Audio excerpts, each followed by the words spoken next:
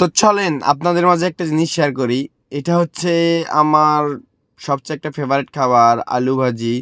তো নিজের কাজটা নিজেকেই করা ভালো লাগে। আর নিজের রান্না মানে যদি কোনো কিছু কমতি হয়, লবণ বা ঝাল কম হইলেও নিজের রান্না মনে হয় অমৃতর মতো।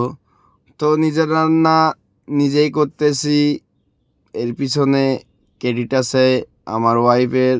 তো তাকে ক্যামেরার সামনে আনাও হয় নাই, বাট আনতে চাচ্ছি না।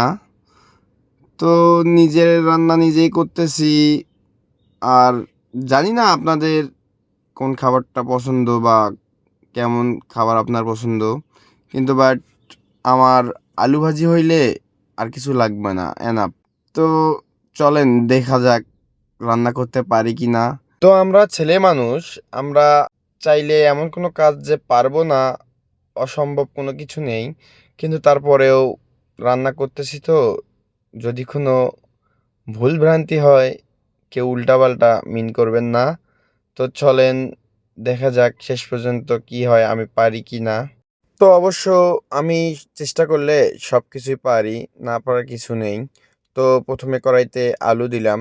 তো ভিডিওর মাঝেই বলে দিচ্ছি, এগুলা কিন্তু সব কিছুই আমি করছি, কিন্তু আমার ক্যামেরাম্যান কিন্তু আমার ওয়াইফ। তো আপনারা কেউ উল্টাপাল্টা মিন করবেন না।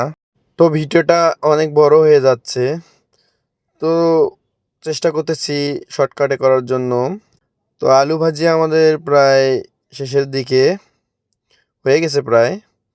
তো এবার মরিচ পেঁয়াজ দেওয়ার পালা।